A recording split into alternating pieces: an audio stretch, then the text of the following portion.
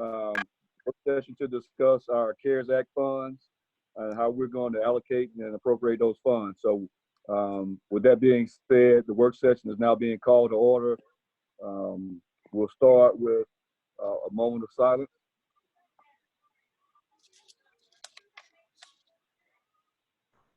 Amen. All right, roll call. Vice Chairman Todd. Present. Commissioner Hood.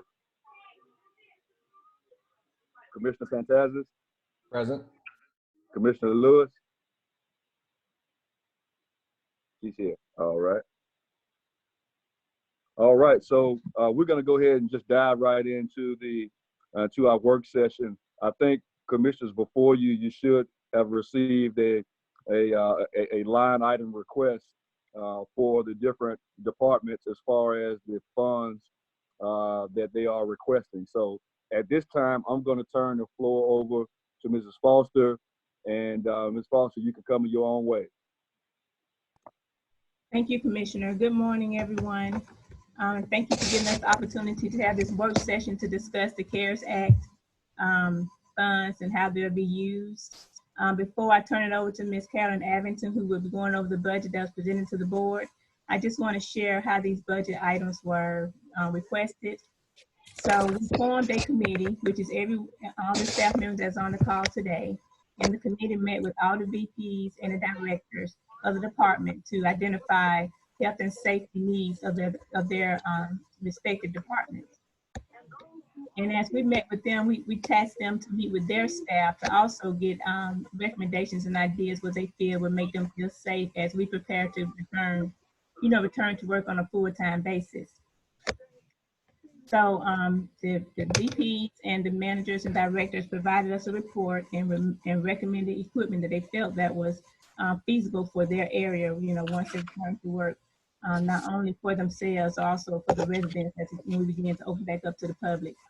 And we did the same with the CPAB. We met with CPAB. They provided us supplies and things that they felt that they needed to assist them, with as far as any needs that would require them to day-to-day, school returns, all of those items. So we had that meeting with the CPAB board to identify some things that are needed for the residents.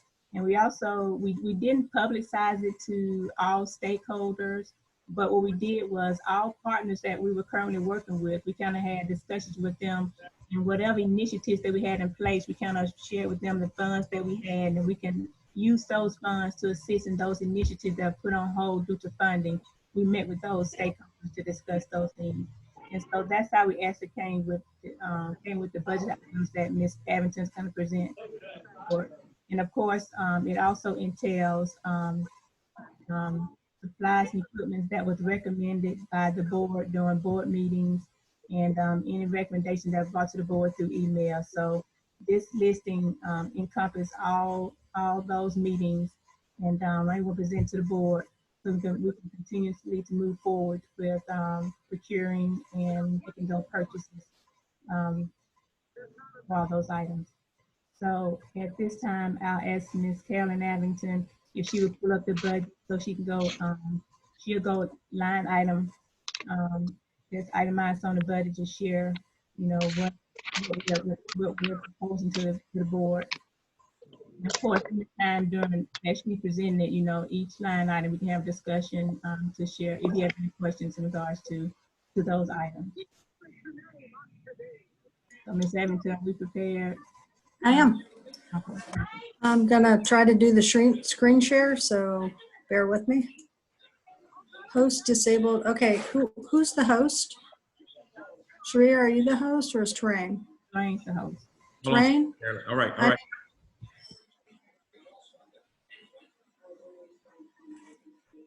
There you go. You got it. All right. I gotta go find my stuff. So this is the screen I want to share.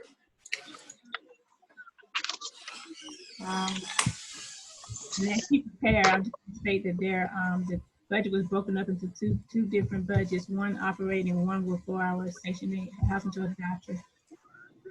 And she will You can go through each budget separately. I got it. Okay. Can you guys see that or not? Can you see the budget? Yes. Yes, thank you. Okay. Okay, so HABD received $4.76 million for public housing from the CARES Act budget. The expend deadline on this is 12/31/2020. Currently, we don't know if HUD will extend that or not. So I'll go down each line as far as the expenses. Of course, just to be clear, this money cannot add to reserve. So any money that's left at this point as of 12/31 will go back to HUD. It cannot add to HABD's reserve. So it's use it or lose it money. So we have the administrative expenses. This is for the PPEs for HABD to return to work at all locations, going back like full-time, 8 hours a day, 5 days a week. And there's a breakdown of that. This is it, of the public housing supplies. So if you want to know what the PPEs are, gloves, disposable coveralls, thermometers, Clorox wipes, etc., just normal things that we would need. The second one is human resource software and office upgrades. And human resources would like to get, and so they're going to be listed on this special equipment order, and it will be I think it's 3 lines on here. They want to increase some space for themselves right here, the $15,000, so they can get some file room and office safety, etc. And they want to purchase some software that will help, instead of having to meet so much with the employees in person, they will be able to do a lot of it online. I think it even helps with their hiring and so forth. So that's that particular line. The next one is expendable equipment.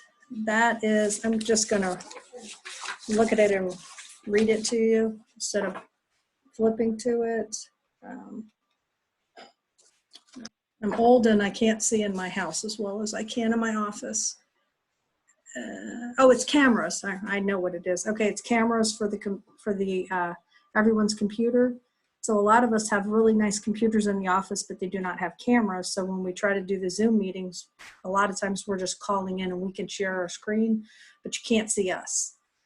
The next one is touchless bathrooms, and that would be all sites central office. And it actually wouldn't include the McCoy on here, but all sites, well, actually it does include the McCoy on here because the board meets at the McCoy. So that would give us the touchless bathrooms with the water and I think even the toilet flushing. The next one is hazardous duty pay for all employees. This is a catch-all line. Like I said, this currently has an expend deadline of 12/31, meaning the funds have to be paid. They can't even be obligated. They must be spent. So at the end, instead of sending your money back to HUD, there's something that you can do with it, and that would be to provide the hazardous duty pay for the employees that are here. And this would incur, in the month of December. It's not something that would happen throughout. Next would be resident services expense. So there's expendable equipment for resident services, and those are basically to put in like PA systems and projectors and things in their community centers. So I think it's like a projector stand, the PA equipment, Epson projectors, and that would equip all of the community centers. $99,000 for social services consultants, and this will help HABD. We have the virtual village. We have things that we're trying to do, and we may need more money for the social service consultants. $495,000 for Wi-Fi to do each site. We also need Wi-Fi cards. So There's we're going to purchase 500 computers for the children, and it will cost $95,000. It's about, I think it was $30 or $39 a month per Wi-Fi card, and we would only be able to pay for that at this point through the month of December, but that's $95,000. Resident educational software, and that was listed. I'm not certain what it is because they just listed as residential, but I'm pretty positive it kind of goes along with the virtual village software. Well, actually, I can speak to that, Carolyn. Okay. That's a request that came from CPAB. They want to work, if they want to work with a consultant to kind of put the educational piece out for the kids that as they, back in school, and kind of keep them abreast on, after school assignments and so forth. So that's what that is. Thank you, Dontrell. We're on resident services, PPE supplies. There's a list of what those supplies will entail. I'm going to flip down to it. So it's masks and disinfectant, Clorox wipe, tissues, hand sanitizers. And that would be for all public housing residents.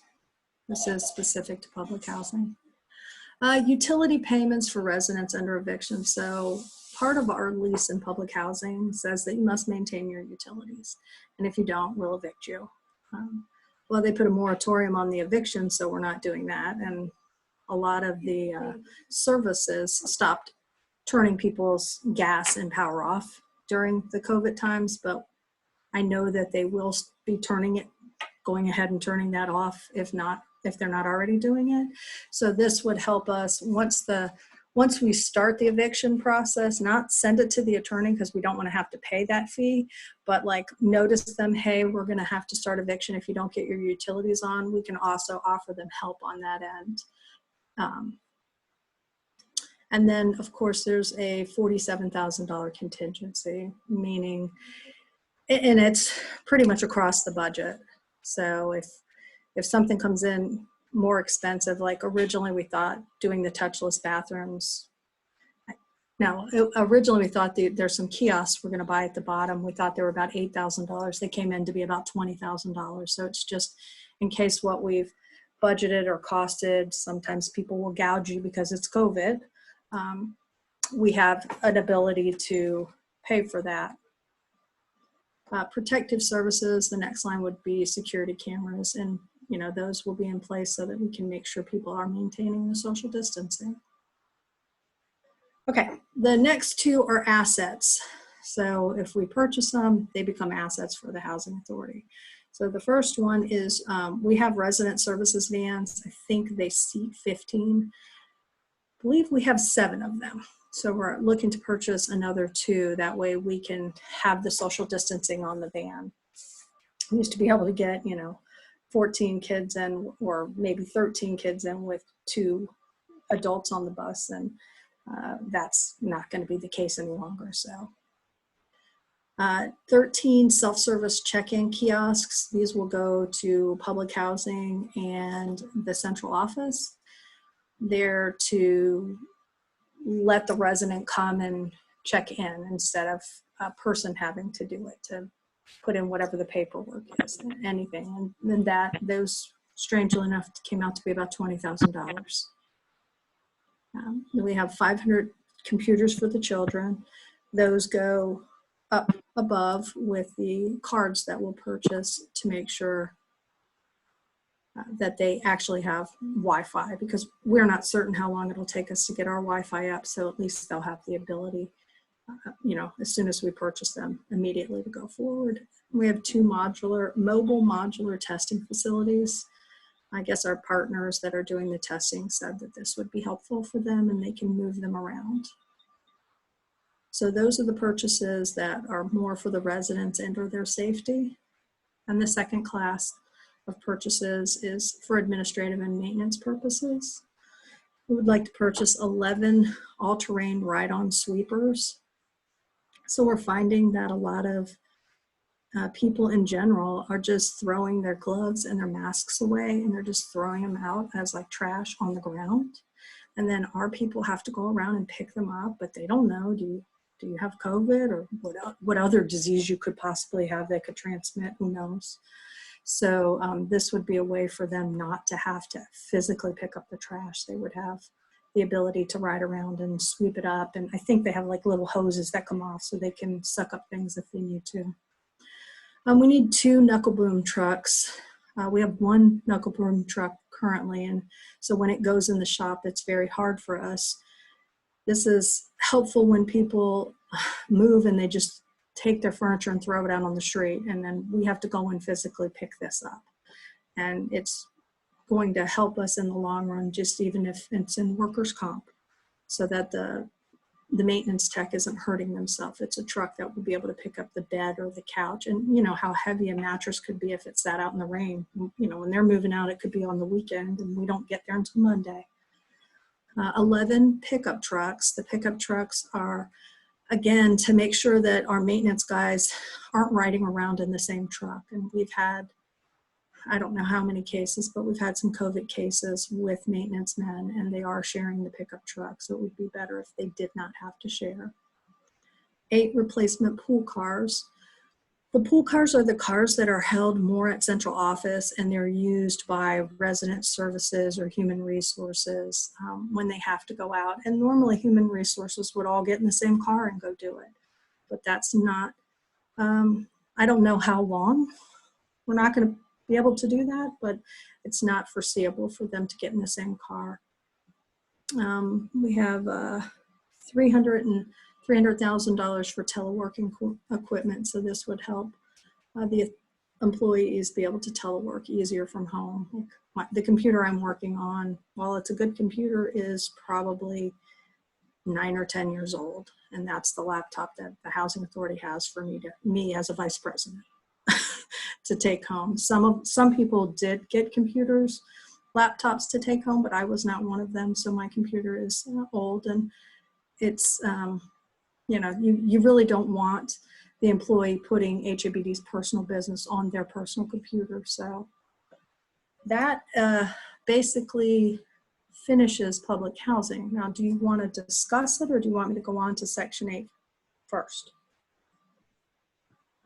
Commissioners, is there any discussion to what's been presented so far? I've got a couple things if we want to talk about them now, or I can wait till the end. Yeah, you go ahead. Go ahead. Okay. One, thank you guys for everybody putting this together. One, for the commissioners for paying attention to it and to looking into it and getting it ready. But probably most importantly to Ms. Foster and your team, Ms. Addington, for everybody getting into this. I think this has been a good process to investigate all of these ways we can use this funding. So I'm really excited that you guys did this work. And particularly meeting with some of our partners and CPAB, I think that's going to pay off in the long run so that we can have some real collective buy-in. Just a couple of comments and questions, and at the end of the day, I'm content with the way this looks, and so this is just mainly some feedback that maybe can just make sure that we're all on the same page. But again, I'm impressed with the work that's been done and the way it looks. And just so I'm clear, for evictions right now, the moratorium is up, or is it about to end? I believe it's up, but I believe President Trump signed. I think President Trump signed an executive order this weekend that's going to extend it, if it didn't already. I haven't read it though. It ended on the 25th of July, and currently it has not been extended. So the eviction notice. We're putting a 30-day notice out on this Friday. And so when that notice goes out, it introduces the services that we'll provide to the residents, if those that are behind in their utilities. And we also have our legal team currently working with the residents. But some of them are now calling, with concerns about their utilities being turned off. So those are, unfortunately, we kind of checked into the justification. We were not able to assist with rent, but utilities was one of the items that we feel like we can assist with. So we're getting those numbers in to identify those that are having the utility issues, along with rent or without the rent. So that's what okay. So that is great about the utilities. I was excited to see that. For the rent issue, is that legally we're not allowed to do that, or HUD won't let us, or what's kind of what's stopping us from using these funds to if there's been a, proper documentation of, say, lost income or whatever to make up some rent payments. Because we adjust their rent. Okay, so So even when- if it's back, if it hasn't been adjusted for the 2 or 3 months before, we can Well, back adjust. Absolutely. If they noticed us, we'll go back. But there's a formula how HUD gives us subsidy. It's based on rent. So we're never allowed to adjust rent. Like once we charge rent, I don't get to uncharge it. I can charge it off, but the rent line always stays solid. So if we charge $100, it's always $100 because it goes into the calculation of how the subsidy is received. Okay, and so I guess really the ultimate question is there any thought to using some of these funds to make up for charge-offs or things to allow people to stay in their homes? No, because so generally when we're charging them off, they have unfortunately lied to us for an extended period of time and had a job. And so they've committed fraud to the agency. So we're not going to be allowed to do that. Those are the ones you'll see where they're $2,000, $3,000, $4,000, and it all comes in at one time because all of a sudden we get a ding in our EIV that says, "Hey, you've been working for the last year and a half." And then we have to go back and charge them the correct amount of rent. So no, HUD's not allowing you to use this to pay anybody's rent. Because if you noticed us correctly, we adjusted your rent. So if you went to having a job to not having a job, your rent went to zero and we actually paid you to live there. So Commissioner, I want to add to that. What HUD is allowing us to do is allow the residents to self-certify. So in the past, what we have to do is there's any change in their income or they lost a job, they have to provide some documentation to us from that job to state that they lost their job. You need that verification. At this point, we don't have to have that right now. We allow the residents to come to us and say they lost their job, and if they're filing unemployment, we use that unemployment letter to justify that they've done that. And then we'll go back and do retro with their certification to say that, you know what, as of July, we're showing that she was still working and then at UAB, and then, but you actually lost your job in March. So if they can self-certify and let us know that that happened, we'll go back and retroact that, and then it'll reduce their rent at that time. So Okay.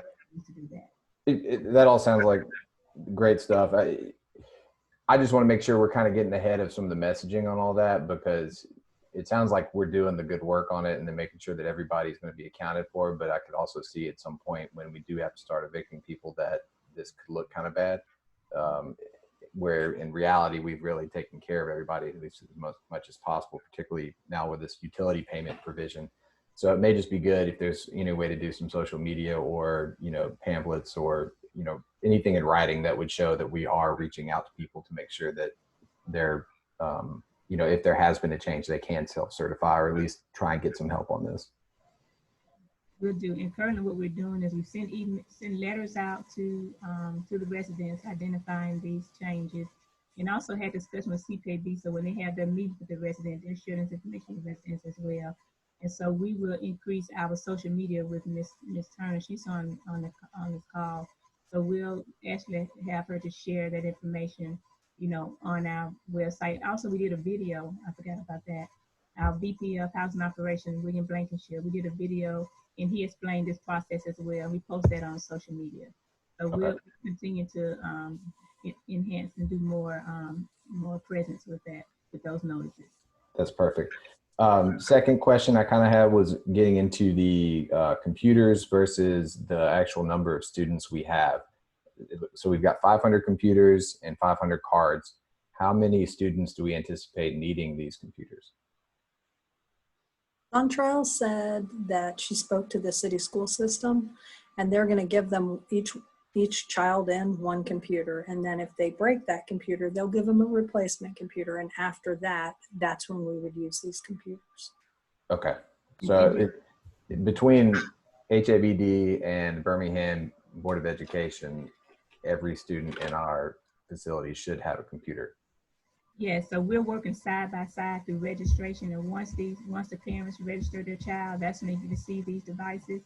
And there may be a time where they say it has happened that a parent would refuse, for whatever parent reason, they refuse the device. And then so if they refuse that device, Birmingham City will notify us, and that's we'll provide them a device at that time. And also with if a parent do decide to receive a device and the child breaks that device, they get 2 replacements. After that second replacement, we will replace that computer for that child. And so that's why we did the 500, because we're informed that, and we will ensure that every person had opportunity to receive, every student would have opportunity to receive a device. So instead of just buying all those computers and sitting them collecting dust, we'd rather just have computers on site to replace those that are, as needed, I guess I should say. That makes sense. And it's something we could use in the spring or next summer if need be. We could definitely use them in our, when we do our summer camps. Yeah. Okay. That's great. Third thing, and I think you've kind of done this in a way, it looks like the only, I guess, maybe critique I'm going to have is that it doesn't specifically state that these funds will be withheld until the end of the payment term. For instance, like the hazard pay, and honestly looking at some of the admin maintenance sort of stuff, is there any rationale to specifically stating in this that we will withhold using those funds until, say, the last moment, just to ensure that there's not some other need that arises over the fall? When I write the board action, I could write that in there if you'd like. I would at least think for the hazard pay, and I'm also Okay. assuming that this is the only way that we can do hazard pay. Is there any other mechanism to that? So what we do with hazard pay is it's what you call it, Carolyn? It's a catch-all basically.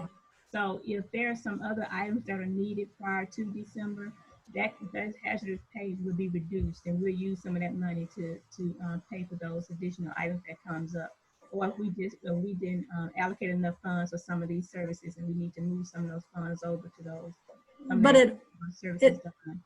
it also, the reason I put it in here now, just to be clear, is that way they don't have to come back and ask again. And so let's just say we got through November and then there was no meeting in December because it's Christmas and COVID. I don't know what's going to take place. It's already in there budgeted so that the money doesn't go back to HUD, because and HUD may extend it. So if HUD extends it, there'll be no reason. We might be able to continue Wi-Fi services, because I do think that the agency, the way that we're paying you for 40 hours and you might work 20 or 30, I do think that's hazard pay already. But we are planning on going back, and then this would be some sort of an incentive too for the employee, once they get fully back on, to feel like they're, thought well of. And Christmas will be there too, so it'll look and feel good for you guys. Yeah, and I'm not opposed to giving hazard pay. I mean, that's kind of I haven't looked at all of the HR pay strategies we've had throughout COVID, so I'm not pretending to be an expert on that part. I guess it's just, if we've got $450,000, is that the only way that we can give hazard pay, or are we doing hazard pay already in another form? We're not doing hazard pay, but yet we are giving administrative pay, because if you're not working 40 hours and we're paying you for 40 hours, you are being paid. But that was the board's decision back in March that was you guys' decision to do that for the employees. And thank you very much for that. Yeah, no, that's all good. I guess maybe what I would do then with this hazard pay part is maybe make it as a provision, at least my recommendation would be to make sure it's clear that if there is no additional decisions made in regard to this portion of the funds, say by the end of the year, it will be allocated to hazard duty pay for all employees. I can do an asterisk if you'd like next to it, and then just write a little statement at the bottom of the budget. Would that work? That would be fine with me. Obviously, the rest of the commissioners probably need to think about that. But I just think I just don't want us to be locked into using that money that way by us approving this document. I understand. So Commissioner, can we just put it in as contingency money, and then she can put the bottom note at the bottom that any funds remaining can be forwarded to us hazardous pay. So any contingency money that we have can just be allocated to any other items that come up. I think that would be a better way to do it. I'll obviously leave that up to my fellow commissioners to maybe give some input on that. Kind of in that same vein, the only other thing I've got a question about, it sounds like most of the admin and maintenance stuff is actually about trying to create some distance with our employees and create some safer practices. So it does appear to be that they're probably more warranted than I once realized. And so I'm okay with that. I am a little concerned that we're spending money on some of these items that maybe it will not be as needed down the road. But, you know, I think the justification is there for it. So I do just kind of want to say I've got a little hesitancy about that. But overall, I think this is a great plan, and I appreciate all your efforts. Okay. Mr. Yeah, Chairman. go ahead, Reverend. Go ahead. Okay, thank you, Mr. Tazio. I want to go to the area. Dontrell probably will have to come in and share with his own virtual village software. I know we had a meeting last week about reassuring that our residents be able to have information pertaining to all the activities and the outgoing of work in the housing authority, and plus being able to get on virtual when we have those meetings. Dontrell, is this part of that software? I mean, this software, this part of the meeting that we was talking about in terms of making sure that our residents are well informed and knowing how to go online and pay rent, make special requests for maintenance and things of that nature. Is this the same monies that we were talking about that we discussed in the meeting last week? Yes, sir. This, the virtual village will allow several avenues to get the information out to residents, and also to make different appointments such as those that you mentioned, and to keep, and along with that, to kind of record data based on how many residents are actually visiting that area, that site. So yes, sir, this is actually the software that was mentioned during that time. Okay. And that's going to also give us the appropriate, for the word, the more efficient technology, that when we do have our virtual meetings, that we won't have that space to be interfered with. Yes, sir, that's correct. Okay. And if Jermaine wants to elaborate more, but that's exactly what that's for. And also, Okay. just to mention to the commissioners that during our meeting, Commissioner Todd had brought up a very, very valuable recommendation, you know, because what we're doing is we're getting ready to create like a help desk with the Birmingham City Schools. So when there are concerns that the youth have with their device, they can't log in, or they're having problems with their assignment that was assigned to them by their teacher. So it was suggested that we kind of, as we kind of dwindle down to provide those devices, and to start the CPB, kind of do a tutorial with them on how these devices work. Because a lot of times the residents, and I know Commissioner Lewis can vouch for this, a lot of residents come to them first when they're having concerns and discrepancies with some things. So they'll be able to understand, you know, how this device works and what the agency is doing to assist the youth in making sure that they're receiving their education appropriately or devices working adequately for them. So we're going to start with the CPAB board, give them a tutorial of this. We're going to provide them devices, and then we're going to go down to not the presidents, and then all the other officers on the board, and then move into, you know, the residents as a whole. Okay. You know, another question, while I'm looking at the security cameras, Ms. Appleton and Dontrell, we really think $300, I'm sorry, 300,000, I'm sorry. Would those cameras be placed in our residence areas, or I guess specifically, I guess it would be, these are cameras, how would these cameras be monitored, and by who, these security cameras? I think they're going to go on the Alabama power poles. Alinda Brown, please call 3227. Alinda 3227, please. Sorry about that. Go ahead. Okay, I think they're going to go on the Alabama power poles.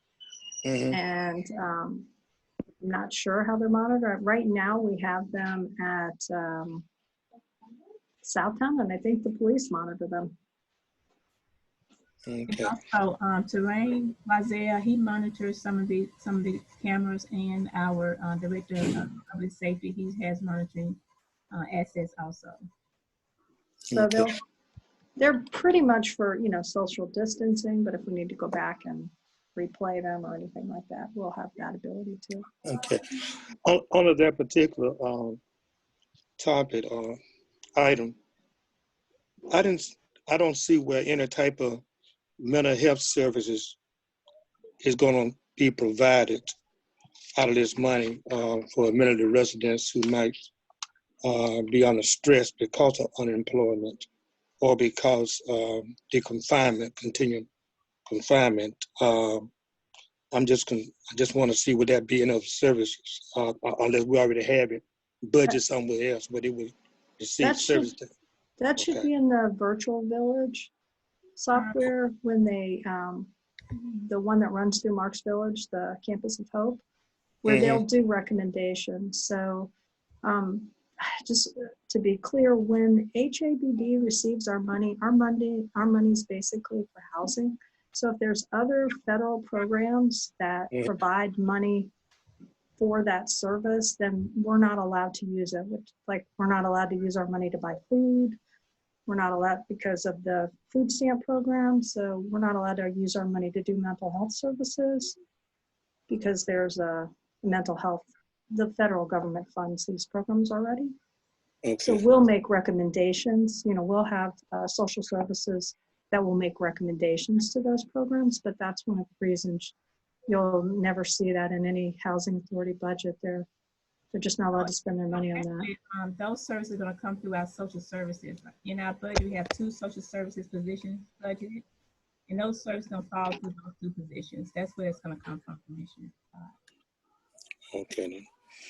We do currently have a counselor on site through the Birmingham Police Department.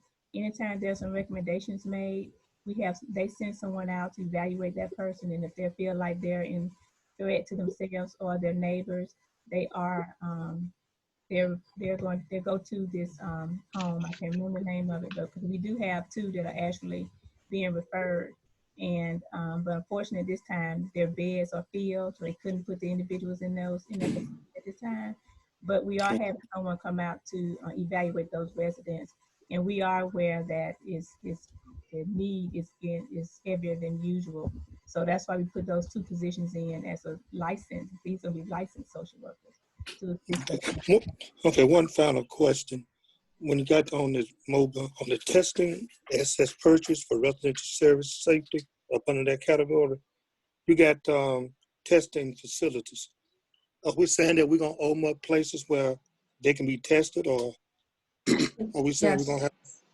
We already have people that are testing, but these will be mobile facilities. So instead of tents, they'll be actual, they're like old storage containers, the big ones. Yeah, and they're outfitting them into offices or safe zones. So it's 2 facilities like that to help the people who come out to do the testing have a place. Okay. They're set up for multiple uses, but at this time, due to, you know, we're dealing with this COVID-19, and we're partnered with 3 agencies to do testing on our sites every month. We're going to use to assist them in those testing efforts. But just, you know, once this COVID-19 goes away, it can be used for other purposes. Okay. My final question in the area of protection for the staff and the residents. Would these masks and gloves be made available and make it easy access for them to get them? How would they possess these items, if these items for the residents? Well, I'm sure they'll go out to the property management staff to be distributed. Yeah, and we're partnering with CPAB to get them distributed. So that's one thing we're working to we have to work that out of how it has to be done. But as supplies come in, we're storing them to our facility, and then we'll start packing them into different boxes to be distributed to the residents. But that's something we're gonna have to strategize because it's gonna be an overwhelming task once I'm all start coming and get to all the residents. And I guess I said a few minutes ago, I know you have it posted. They had to come into the office. If I don't know if they're still going into the office to pay. I know you got those signs posted in terms of wearing masks. And I wish we can put signs out through the housing development or where people can actually read these signs and say, I don't know if this is permissible or illegal.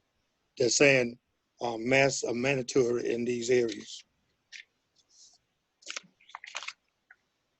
I'm gonna ask Just a question. Turner, Sharia, would you address that? Because she's been really been on target with, you know, the signs and what can be placed on the site.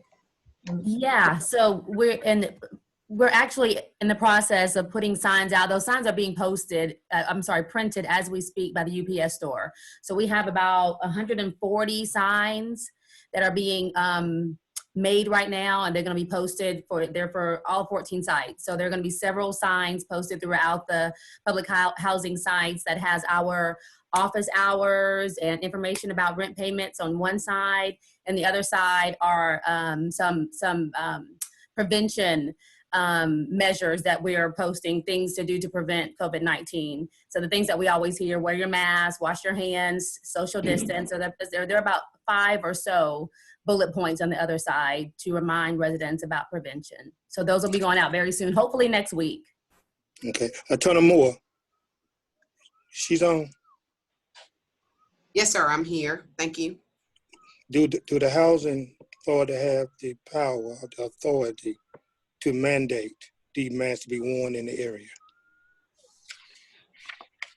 Well, I would think that if we are looking at what the governor has put out, because I think there's a mandate from the governor.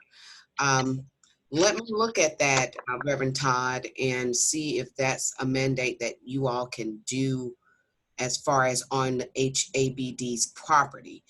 At this moment, I would probably think that it would be fine for you all to put that out on your personal, on the property that's owned by HABD. But you'll just give me a moment, let me check it, okay? That'll be fine. Thank you, Commissioner Davis. Thank you, Reverend. All right. Any other questions concerning what's already been addressed? All right. If not, you can proceed, Mrs. Abington. Thank you, Commissioner.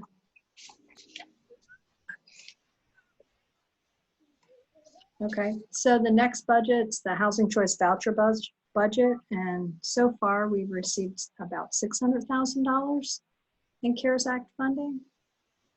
So the categories are very similar to public housing. We have HABD's return to work, PPE for the HVC program. We have expendable equipment, which is some cameras for their computers, touchless bathrooms.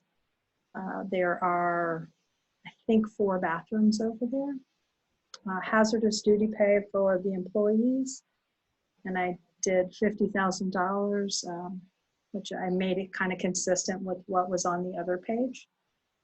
Housing Choice Voucher management fees. So every month, HABD's central office charges the Section 8 program for managing their program, basically.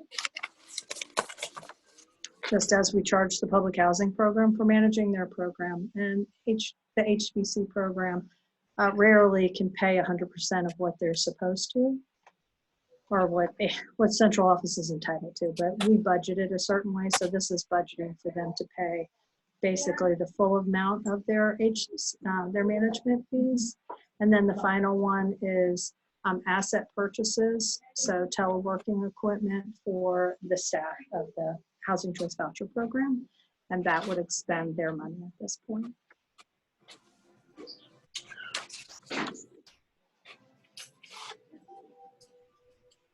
Is there any questions?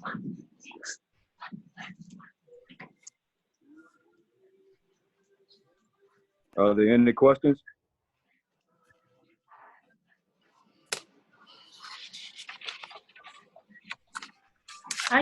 have one question. I want to be sure on the, really, I mean, it's on both Section 8 and public housing. I just want to be sure. So do you want me to put the star out next to it and then at the bottom say this will be used as a catch-all to expend the funds by the expenditure deadline? I hate to take out the hazardous duty pay and leave it as a contingency because that would not allow the agency to use that money for that purpose. If it needs to be in here as a line item, like written as a line item, but I definitely can put an asterisk and put that down on the bottom, that this is, you know, a coverall to make sure the funds are expended in a timely manner, if that works for the commissioners. I'm Yeah, fine with. Yeah, I would Thank you. recommend Thank you. whatever gives us the most flexibility. It does. Yeah. Okay. That's it for me, gentlemen and ladies. So, anybody got anything? Otherwise, I think it's great work. Thank y'all. you're welcome. Yeah, thank you, Mrs. Abington. Mrs. Foster, is there anything that you would like to add to this discussion that you have not? I'm almost ready to go. I think that covers everything. I do want the commission to be aware that HUD has put a request for an extension out on this money. They're right now just waiting on approval. So we're being very hopeful that does happen. So we will keep the commissioners informed once that takes place. One thing I actually did want to ask, and Dr. Hood's not here, but I imagine he might have wanted to know this. I know he's kind of brought up a few times the technology that we have for the board meetings. This may not be the best place to try and use some of that money, but have we looked into how much some of an upgrade would cost in that regard? Yes, we have. Someone asked Corinne Clazel to speak to that. So we have allocated some funds for that purpose, and he'll kind of share what was put in place for that purpose. Mr. Clazel. Yes, hello. Currently, we are in the process of making changes to the boardroom. The focus is on the audio and visual. There's two phases to it. The phase of the boardroom itself for a Zoom call, we made some changes as far as the audio equipment and the adding some devices that will have increased the video. And then once we go back to actual being at the boardroom, we're going to have to purchase some equipment that will allow us to have multi-camera views as far as the streaming of the board meetings. But right now, since we are doing Zoom calls, the focus is on getting the Zoom calls up and running. And we have, Ms. Averton spoke a minute ago about the projectors and cameras and PA systems. The plan is also to allow, excuse me, allow the community, the properties at each of our properties to allow access to the residents to be able to come to the gym, or if the gym doesn't work, it could be set up outside and chairs spaced out to allow, once we have like a Zoom call or board meeting, they'll be able to come to this location at each property and participate in the board meeting from their sites. So that is just some of the stuff without going deep into it, but that's what we're kind of working on. But as soon as the equipment comes in, we'll definitely move forward with getting the sites and all connected up so they can participate in the board meetings without even having to leave the property, or if they don't have anything in their possession, they can come to the gym or either a grounds area close by, and each community would be responsible. Property manager or either community engagement will set this up every board meeting to allow them to have access to view the board meetings. Great, thank you. Commissioner Davis, this is Attorney Moore. Yes. My question would be to Reverend Todd. It looks as if we can state, just like other agencies, that you're required to wish. Holding on line one. Rise Unit, you have a phone call holding on line one. I'm so sorry, that you can mandate that. The question would be what type of, if they don't, what are you looking to do to that individual as a, you know, for them not having it? Let's example, where on Walmart property, if you want to go into one of their stores, and this is what I'm reading and understanding, you are required to wear a mask. And if you're saying that on HABD property, as a resident, you're required, if you're outside, to wear a mask, what would be your remedy for them not doing that? I guess that would probably be more of the concern versus stating that a mask is required, because currently we do have a state mask ordinance going on from the governor. So I guess the issue is, if they don't have it on, what are you looking as a remedy? Okay.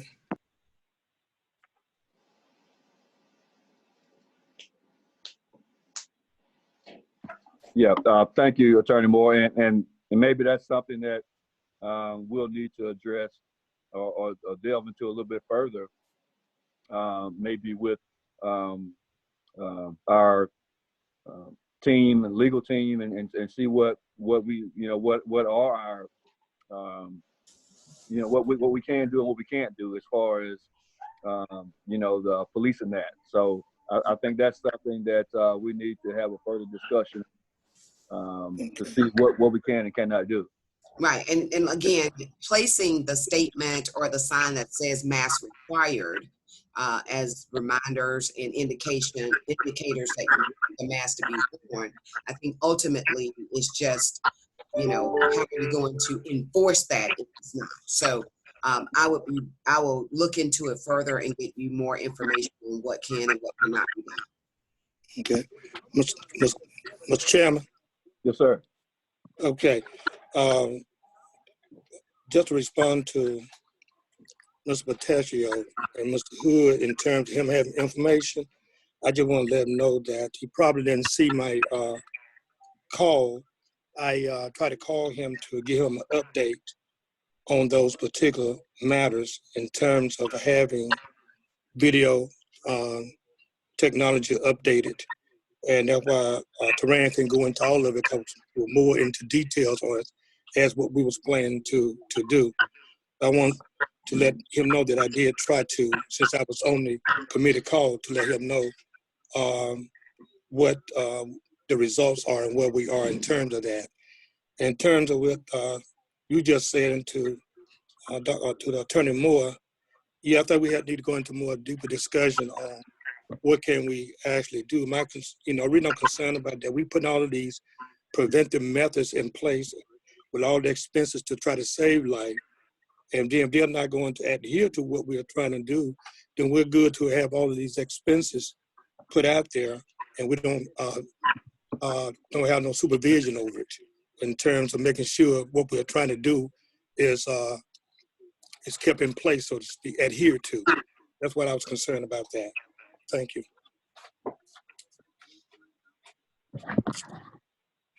All right, yeah, and we will further that discussion and see what we can do to make sure that we are you know, policing our residents and making sure that they are adhering to the guidelines. Okay. All right. All right. Is there any other discussion? Mrs. Lewis, is there something you want to add to this discussion? No, I can't at this time.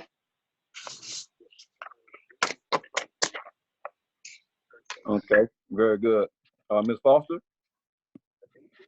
I just want to thank the board for having us opportunity to share this information. And so at the next board meeting, we will present this for approval based on some of the amount of funds that need to be expended. And we are going to proceed with into these funds. So thank you so very much for allowing us this time. All right, thank you. And so this proposed budget will be before us at the next board meeting. If you would like to provide or add to this discussion, we need to try to do this ASAP, because this will be before us at the next board meeting. All right, so if there's any other discussion, I'll entertain a motion to adjourn. I make a motion that we adjourn the meeting. Second. All right, we're moving probably second. All in favor? Aye. All opposed? All right, this meeting is adjourned. Thank you.